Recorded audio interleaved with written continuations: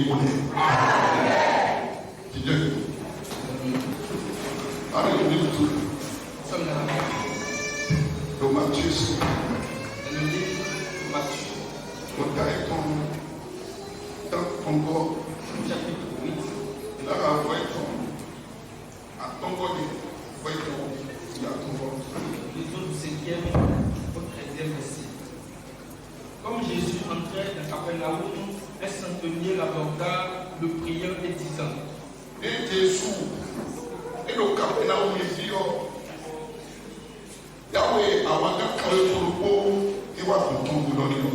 Seigneur, mon serviteur est couché à la maison, atteint de paralysie et souffrant beaucoup.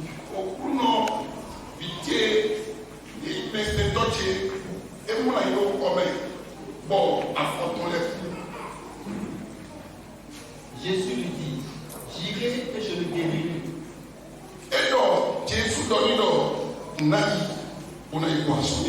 Le centenier répondit: Seigneur, je ne suis pas digne que tu entres sous mon toit.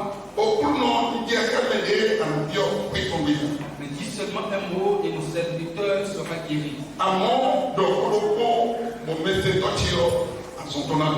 Car moi qui suis soumis à des supérieurs, j'ai des soldats sous mes ordres. Et je dis à l'un va et il va, à l'autre viens et il vient, et à mon serviteur fais cela et il le fait.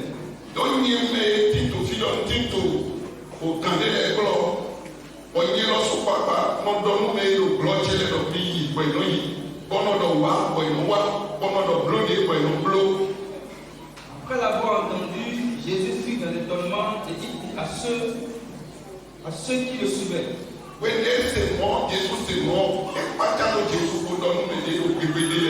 vous le dis en vérité, même en Israël, je n'ai pas trouvé une aussi grande foi.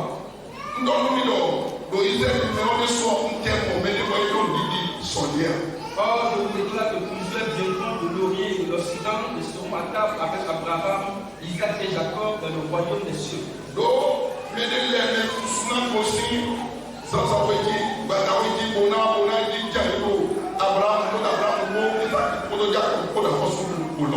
Mais les fils du royaume seront jetés dans les ténèbres du dehors, où il y aura des pleurs et des grincements dedans.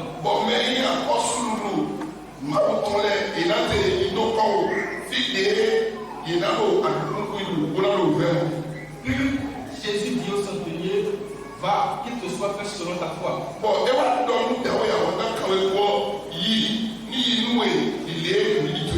Et à l'heure même que le serviteur fut guéri.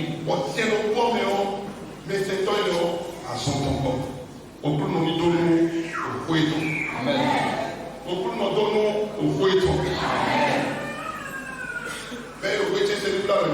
Vous m'entendez balancer votre main.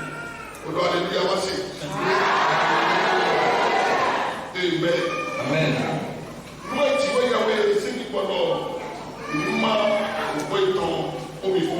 Ce que l'Esprit de Dieu voudrait qu'on partage ensemble,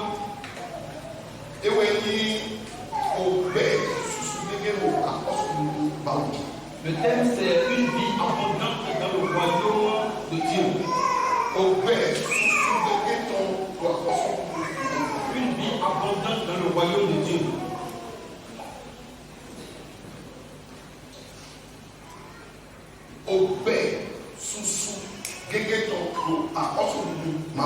Une vie abondante dans le royaume de Dieu. Lorsqu'on parle de la vie, c'est une bonne disposition dans laquelle se trouve une personne. L'état de quiétude d'une personne dans sa vie. Et cette personne sera de la quiétude de toute sa vie.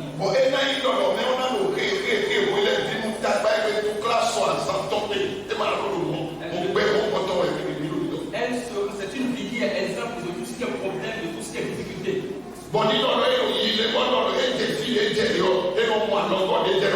Et lorsque cette personne évolue, arrive au moment où elle a besoin de soutien, elle a de soutien. Et lorsque nous parlons du royaume de Dieu, Jésus dit, je suis venu pour que mes brebis aient la vie et qu'elles soient de l'abondance. Qui sont donc ces brebis? Ceux qui sont en Christ, ceux qui ont accepté Christ. Et à ceux-là, il nous donnera la vie en abondance. Et cette vie qui nous sera donnée, elle est subdivisée en deux étapes.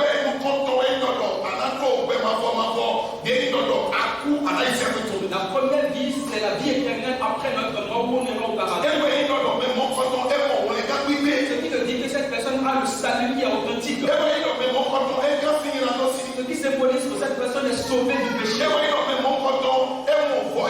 Ce qui veut dire que cette personne a la nouvelle naissance. Cette personne a connu l'expérience divine.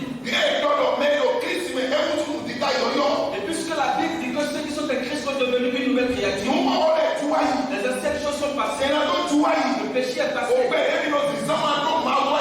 l'ancienne descente de Dieu est passée, et nous sommes devenus une nouvelle créature.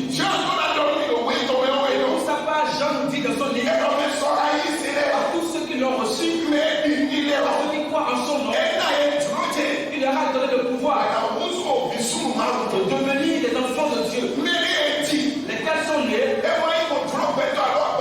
pas par la volonté de la chair ni de l'homme, mais ils sont nés par la volonté de Dieu. Donc ceux qui ont confessé Jésus, ils sont nés dans le royaume de Dieu. Ils sont sauvés. Je ne sais pas encore passer dans votre amour. Je n'est pas encore entré dans le royaume de Dieu. Ce qui est né de la chair est chair. Ce qui est né de l'esprit est esprit. Vos parents vous ont mis au monde. Vous devez connaître une nouvelle naissance de la foi. Vous devez avoir une nouvelle naissance de Christ. C'est ce qui vous permettra d'être enfant de Dieu. Et qui vous permettra également d'entrer dans le royaume de Dieu. Et lorsque vous entrez dans le royaume de Dieu, la deuxième vie que vous n'aurez pas à suivre, c'est la paix que vous aurez en Christ.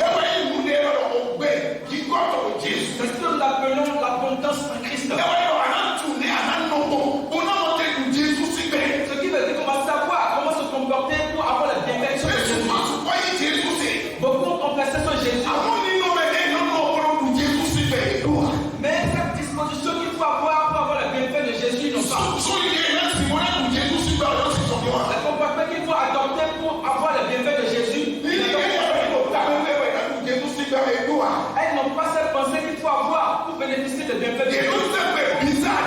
Elles mènent une vie bizarre. C'est pourquoi nous parlons ce matin de la vie abondante de Christ. Avoir une vie éternelle en Christ. Avoir une belle naissance en Christ. Après cela, nous allons commencer par bénéficier des bienfaits qui sont en Christ. Les avantages qui sont en service Jésus, nous allons les avoir. Ce qui veut dire une vie en abondance. Avoir une vie abondante. Alléluia. Alléluia. Alléluia. Alléluia. Donc, nous, alors, ce que nous avons lu ce matin, la Bible nous dit Jésus est entré dans Capernaum. Et un monsieur là, il est venu le voir. Ce monsieur-là, c'est un centenier. Qu'est-ce qu'on appelle centenier? C'est un homme armé. C'est un homme, un policier en quelque sorte. Et il est chef dans son domaine. Il est chef sur 100 personnes.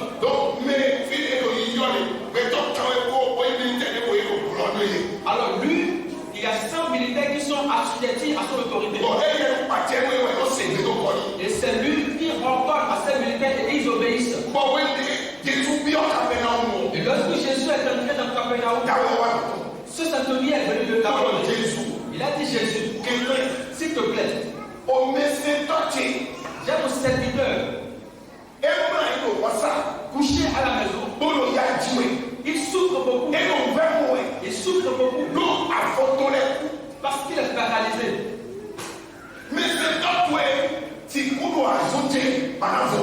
Votre serviteur ne peut pas être souffrant pour que vous soyez à l'aise. Il y a des choses qui se passent dans notre vie et il faut que nous ne sommes pas à l'aise en Jésus. Les fléaux qui nous frappent et qui nous empêchent d'avoir la paix qu'il faut en Christ. Les fléaux de notre foyer. Ces fléaux dans notre lieu de travail. Ces fléaux sur le plan sanitaire. Ces fléaux sur le plan financier. Ce fléau sur le plan promotionnel. Nous avons différentes catégories de fléaux. Et lorsque vous faites face à un fléau, cela va vous empêcher parfois, même si vous prenez la Bible de foi libre. Vous priez, vous n'êtes pas tranquille. Même assis à l'église, vous n'êtes pas tranquille. Il faut impérativement que vous ayez une solution à ce problème. Le monsieur ne peut pas dormir. C'est pourquoi il est sorti. Il est venu à la rencontre de Jésus. Mon serviteur, il est couché à la maison. Il souffre la paralysie. Et il souffre beaucoup. S'il te plaît, guéris-le. Jésus a dit. Jésus lui a dit. J'irai et je le guérirai.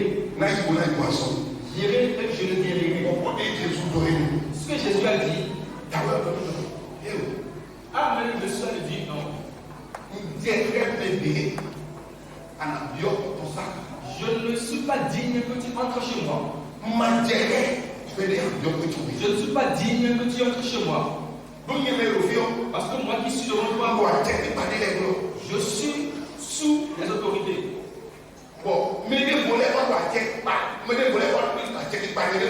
Et j'ai aussi des assujettis qui sont sous mon autorité.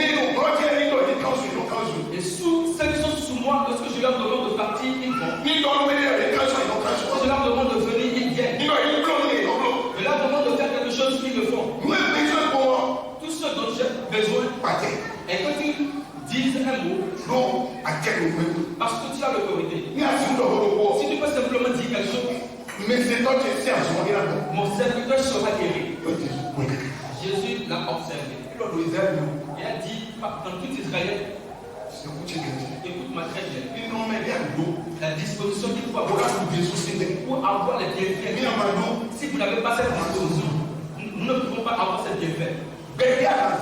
La vie que nous devons pour avoir les bienfaits. Si nous n'avons pas cette vie,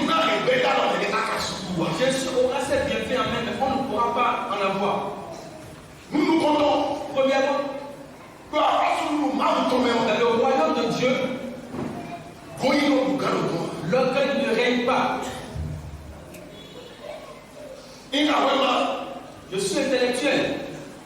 J'ai de la connaissance. Je suis riche. J'ai tel pouvoir. Cela n'arrivera plus dans le royaume de Dieu. L'orgueil ne règne pas dans ce royaume. Dans ce royaume, on ne se surestime pas. Ça, c'est le premier point. Toute personne qui se surestime sera rabaissée. Mais ceux qui se rabaissent seront élevés. Il y a des gens, leur propos dans le royaume de Dieu, ce n'est que de l'orgueil.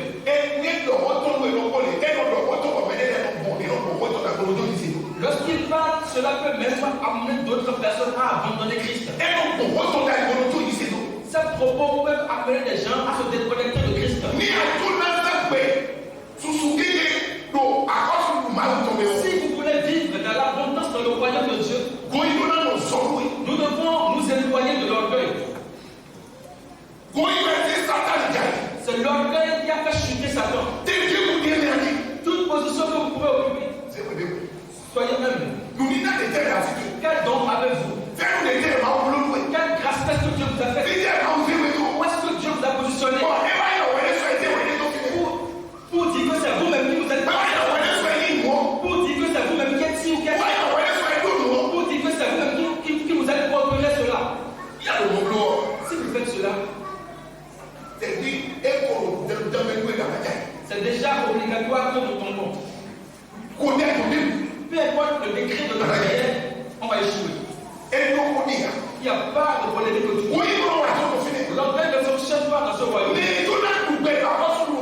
Ceux qui veulent vivre de l'abondance de le royaume de Dieu, peu importe ce que Dieu vous donne, peu importe ce que Dieu vous donne, peu importe la rénovée que Dieu vous donne, s'il vous plaît, soyez humble. Nebuchadnezzar, il s'est élevé. Il est devenu un animal et il a mangé parmi les animaux. Ça, c'est le problème dont souffrent beaucoup de ceux qui sont dans le royaume de Dieu de nos jours. S'il vous plaît. Si cette semence est en nous, prions qu'elle meure en nous. Prions au point qu'elle meure en nous. Ça, c'est le premier point. Deuxième point.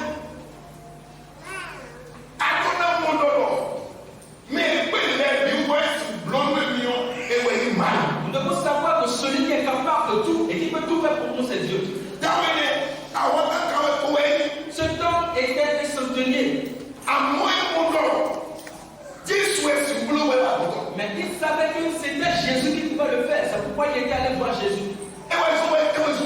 C'est pourquoi il est accouru vers Jésus. Il a reconnu sa limite de responsabilité de cela.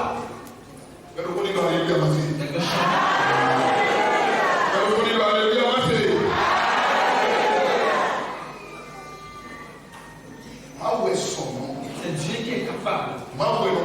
C'est Dieu qui fait. C'est Dieu qui est capable. C'est lui qui détient toute autorité. Lorsque nous avons un problème, allons vers lui. Cet homme,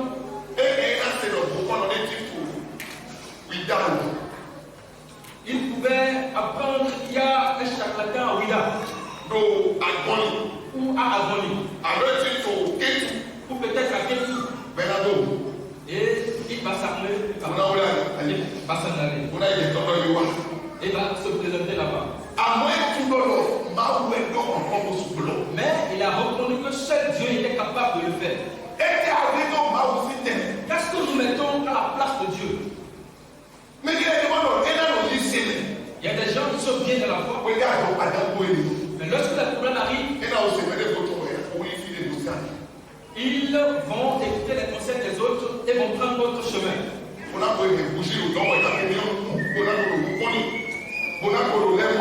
Regardez, la bougie et les bijoux seront en train d'être faits. Pourquoi? Parce que pour lui, le salut est là-bas.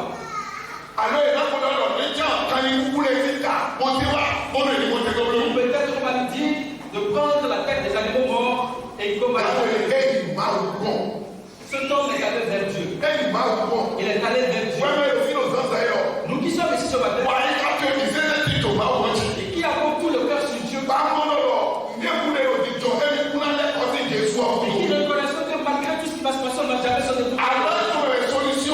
Que la solution se trouve entre ses mains. Que nous soyons en train de mourir dans le ciel. Que nous soyons vivants dans le ciel. Que ça soit difficile dans le ciel. Je prie ce matin. Le problème de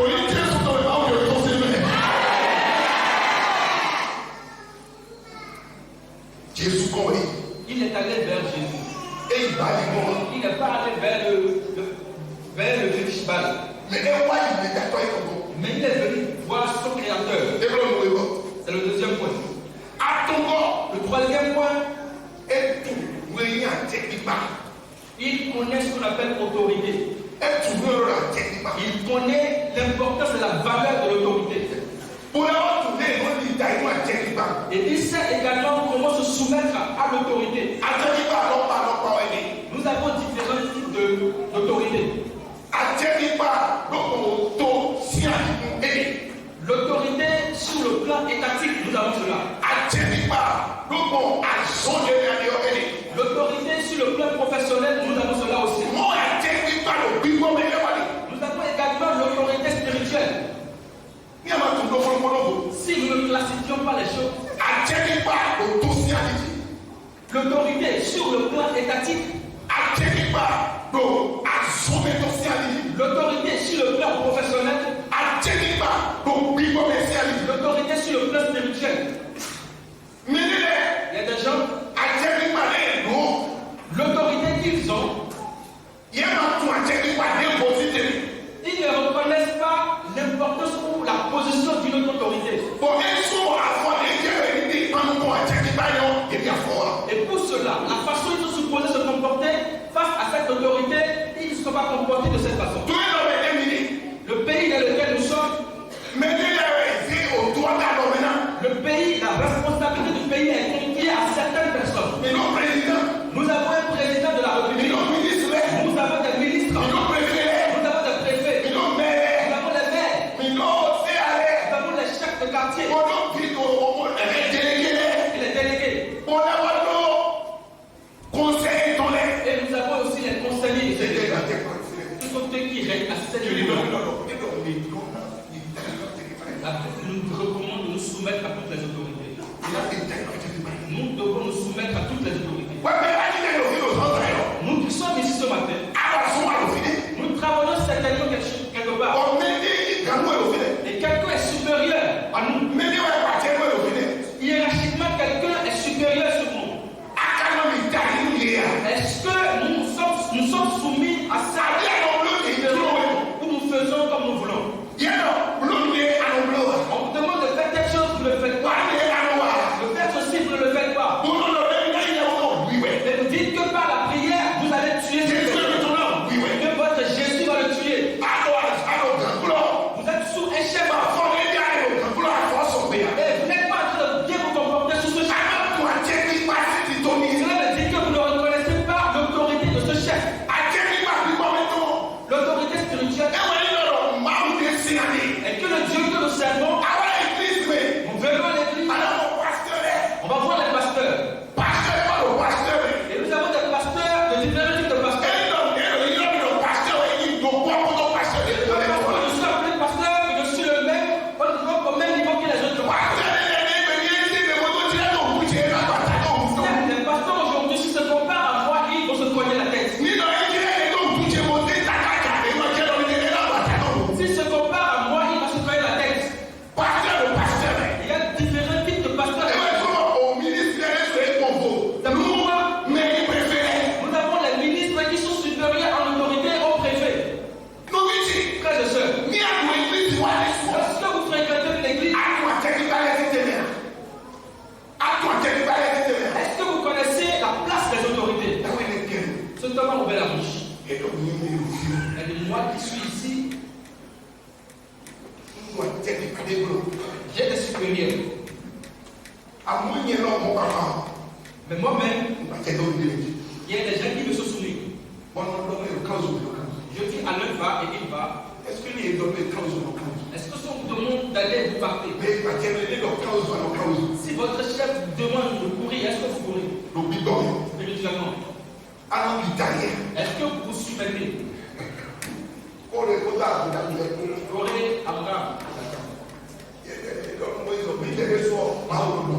Ils ont répondu à Moïse, nous aussi, Dieu peut nous parler.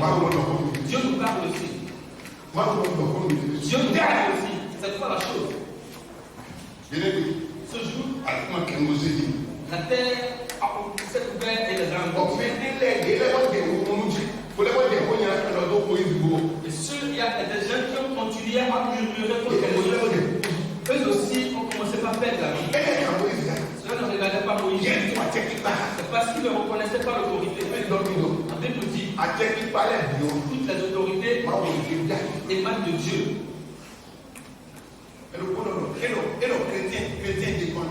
Quelqu'un dit je suis chrétien indépendant. Chrétien indépendant. Il n'a pas une paix spirituelle. Il n'a pas une paix spirituelle. Il est juste indépendant comme il le dit. Ceux-là, ils ne bénéficient pas des bienfaits du royaume de Dieu. Vous devez reconnaître, vous devez avoir une paix spirituelle. Vous êtes nommé diacre, c'est fini déjà.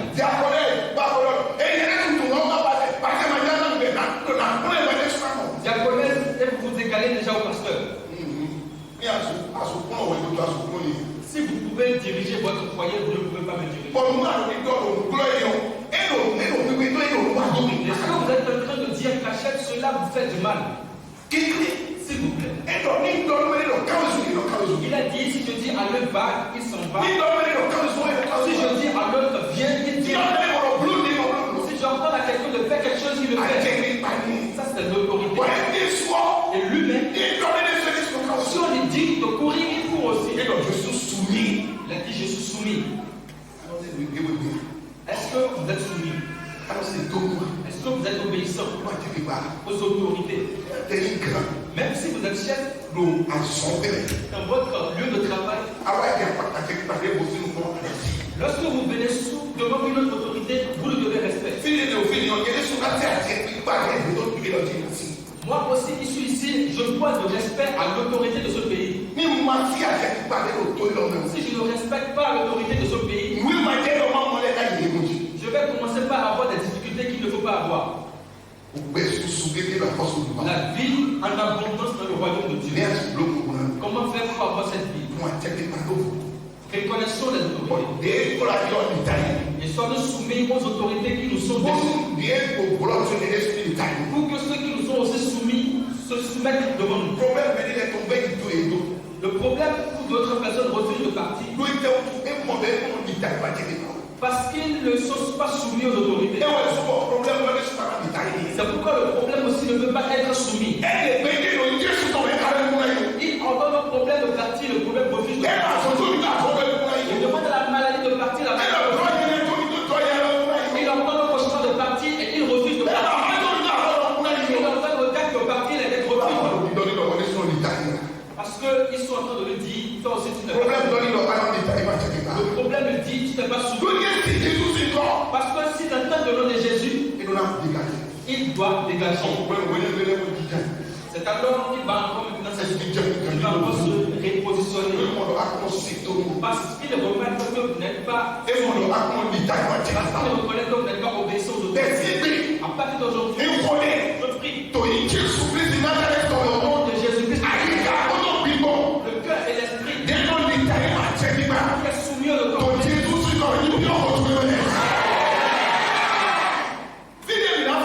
pour finir, il a la foi. Il a la foi. Il a dit Jésus. Est-ce que tu as besoin de venir chez moi? Tu as l'autorité. Dis simplement un mot. Il y a des gens qui disent reviens à l'église malgré ça, le pasteur ne vient pas chez moi. Est-ce que tu as besoin d'être chez vous avant que vous ayez des miracles? Ce n'est pas moi le faiseur de miracles. Ce n'est pas moi qui ai faiseur de miracles. Au jour le jour, il est de la médisance. Et il se retrouve dans des choses bizarres. Jésus, je ne mérite pas que tu entres chez moi. Dis simplement un mot. Et mon serviteur sera guéri. Jésus a dit, waouh. Même en Israël, je n'ai pas aussi vu une autre fois. Chrétien, acceptons tout simplement. De façon très simple. Et sachant que le Dieu que nous servons, s'il dit quelque chose sur votre vie, cela va s'accomplir. On prie, l'argent ne croit pas à la prière. Un jour, nous avons pu nous prier. Dieu nous a permis ce jour de poser la main aux gens. Il y a une maman qui est venue me voir, elle m'a dit, pasteur, vous ne m'avez pas imposé la main. Lorsqu'on était en train de le faire, comment as-tu remarqué que tu avais les yeux ouverts et que nous observais? Dieu nous a dirigés vers des personnes spécifiques. Il faut forcément imposer la main pour que les miracles. Dieu n'a dit que mot pour créer les cieux et la terre. Là, tout ce que nous voyons ont été créés par des choses invisibles. C'est ce qu'il veut dire. C'est la foi. C'est par la foi que nous avons reçu. Frères et sœurs, nous marchons dans la foi. Jésus a dit, va, qu'il soit fait selon ta foi. Et le serviteur fut guéri. Beaucoup de prières sont allées en l'air. Il veut dire que ceux-là ont perdu beaucoup de bénédictions. Parce qu'ils n'ont pas accepté avec la foi. Parce qu'ils n'ont pas la foi pour accepter. Et ces prières sont allées en l'air. Mais ce matin, quelqu'un partira d'ici. Et lorsqu'elle sera le problème qui était à la